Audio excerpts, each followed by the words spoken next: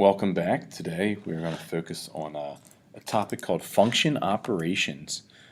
Function operations is kind of neat here. A lot of different ways you can go with function operations. I missed my I in there. Function operations. So you guys have all seen some of the basic ones. Maybe not the way you think you've seen them, but you've seen them and done them. Right? A function operation is simply adding two separate functions. Okay, and the notation that we see for that looks like this. It's f plus g of x. And notice I'm saying of x and not times x. Right? This is a function of x. This is a function of x, but it's a different function. That's why it's f versus g. And when we combine them, we have f plus g of x. Okay. Of course, if you can do addition, you can do subtraction amongst functions. You can certainly do multiplication amongst functions. That would simply be f of x times g of x. And I think you're kind of picking up on the pattern here. So that would be f times g of x. And of course you can do division, but be careful if you're doing division. We know there's some restrictions here, so you have to be careful that g of x does not equal 0. Right, because we know having zeros in the denominators is a no-no. So there are four different. Our sum, our difference, our product, and our quotient.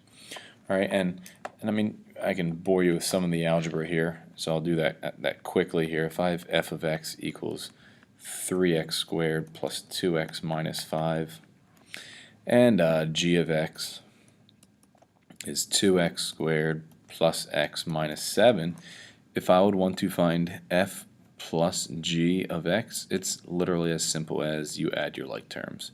Right? Remember, this notation is the same as this notation, which simply says take f of x and add g of x. So f of x plus g of x would equal 5x squared plus 3x minus 12.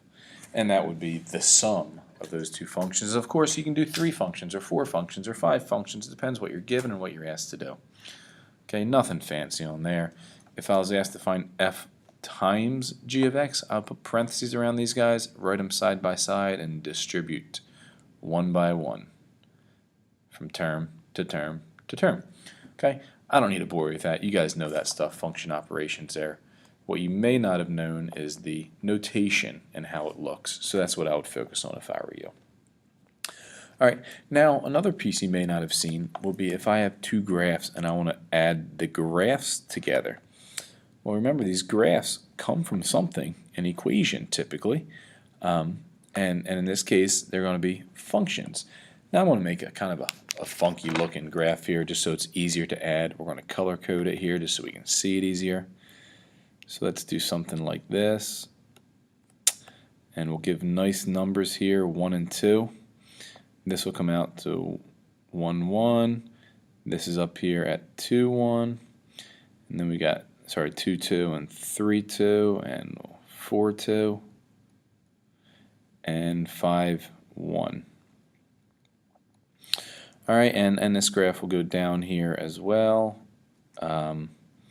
Let's say it goes down to -1, -1, and then it comes back up at -2, 0. And -3, 1 will go over and stop at -4, 1. How's that sound right there?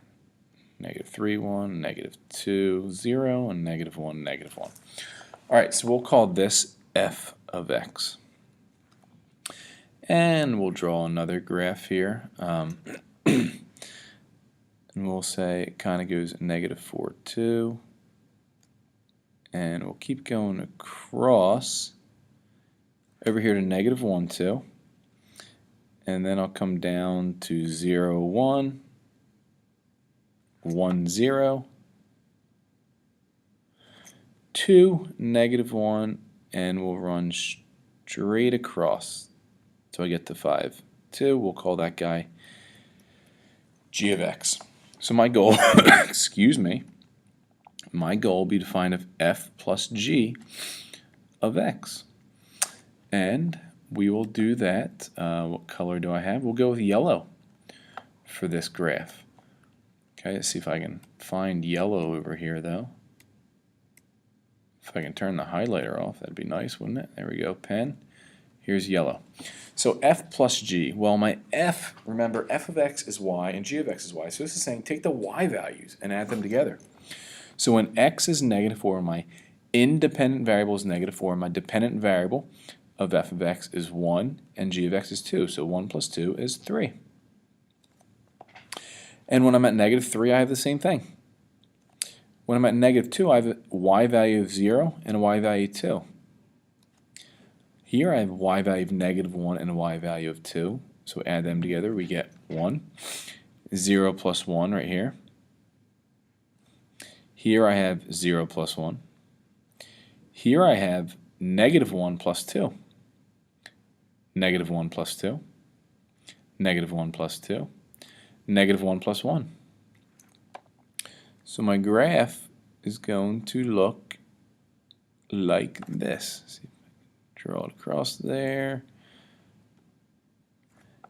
And the yellow one is the f plus g of x. I apologize if yellow is difficult to see. The highlighter showed up much nicer than the yellow pen did. Okay, but that's literally all you do. You look at the graph and you add the y values for the same corresponding x value. Okay, and that is adding them together. And of course you can do that by subtracting as well. Another slight piece, or another topic that I'd like to cover slightly here that you guys have seen, at least to some degree, is the composition of functions. Okay, the composition. That would be f not of x, but f of g of x, or g of f of x.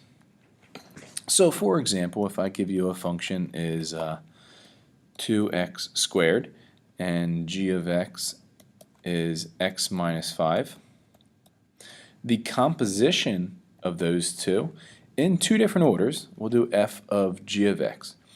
Notice what really happened here. G of x is inside of f.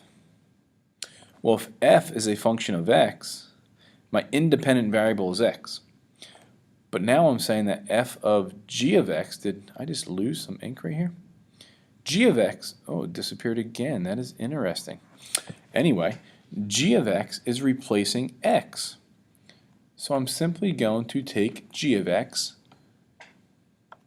G of x is x minus 5. And I'm going to replace x in the f of x function. Right, I did a straight substitution. X minus 5, which is g of x, went into the f function in place of x. Right, it's substitution. This says f of x, this says f of g of x. So substitute g of x in here. Conversely, if I'm doing g of f of x, I'm going to take my f of x function, which is 2x squared, and put it into my g function in place of x. And that is the composition of functions. Surely the functions can be more difficult, but the process is never any different. It's simply a replacement, a substitution, if you will. Just like if I was asking you to take f of 2, you would put 2 in for x.